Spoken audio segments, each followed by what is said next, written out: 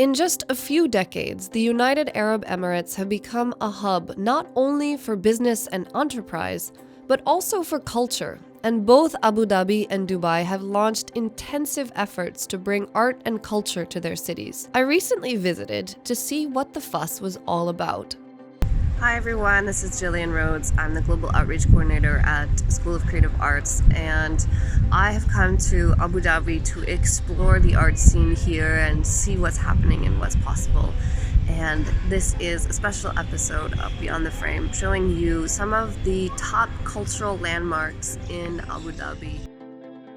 My base for these explorations was the campus of New York University Abu Dhabi, a university that began just 8 years ago. It's located on Saadiyat Island in Abu Dhabi, which is envisioned to become a global center of education and culture. This is where the Louvre Abu Dhabi is located, and where many other museums are being built, including the Guggenheim and a natural history museum. Almost all the students receive full scholarships, and the school is funded by the government. The campus of NYU Abu Dhabi is extremely pleasant and features a green walkway around the whole campus, inspired by the High Line in New York. It also has an art center, which is booming in popularity, but as it was the end of term when I arrived, I wasn't able to visit it. There were many places I was able to visit, however. I started with the oldest in the city, the Cultural Foundation. Built in 1971 by Sheikh Zayed bin Sultan Al Nahyan, largely responsible for the vision of developing the UAE as a crossroads of culture,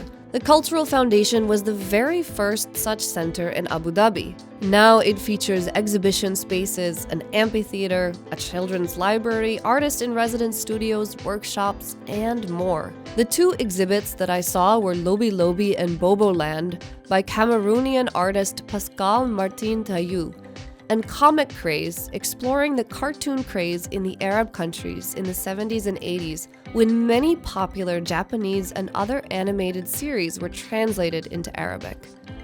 Both exhibits were incredibly interesting.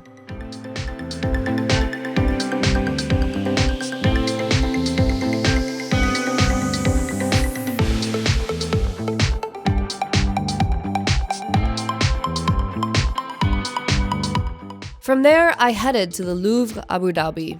Instead of glass pyramids, the defining feature is a multi-layered steel dome made of interlocking geometric shapes, letting the light in a dappled effect. The museum itself is not as huge as its French sister, and it is curated to take viewers on a journey through human history. The most striking aspect for me was how all cultures and histories were treated together and equally.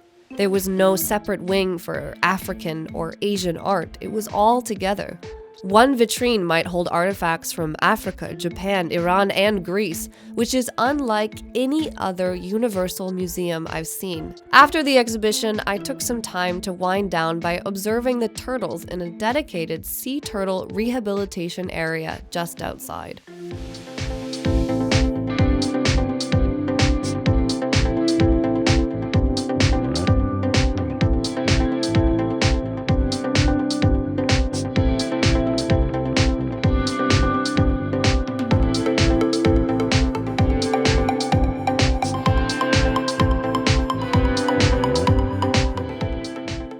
My last stop in Abu Dhabi was a Warehouse 421, a repurposed warehouse from the old port area, which is now an exhibition and community space. They have a number of activities, including films, workshops, and cultural expeditions.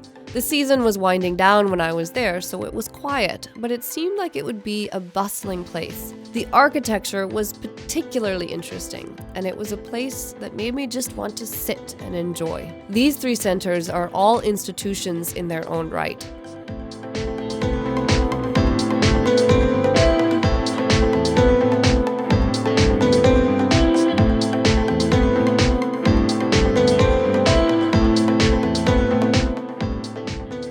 But in order to explore the grassroots scene, I took the shuttle bus from Abu Dhabi to Dubai to visit one of the most happening arts areas, Al Sirkal Avenue. I can say without exaggeration that it was one of the coolest places I've ever been. It's one block in an industrial area stuffed with warehouses, that are now art galleries, performing art spaces, an art house cinema, and specialty cafes. I spent the afternoon exploring the incredible range of art in the galleries, many by artists from the Global South, and then took a breather to relax in the incredibly artsy cafe called Cave before heading to Sima Performing Arts to watch a solo contemporary dance performance by Lebanese artist Umar Rajeh. It was a wonderful day of arts and inspiring to see this kind of community growing. All in all, it's clear that the arts and culture sector in the UAE is growing quickly and will in the coming years continue to expand. It's an interesting mix of cultures as well as state-sponsored centers and grassroots initiatives. Definitely an area to keep your eye on.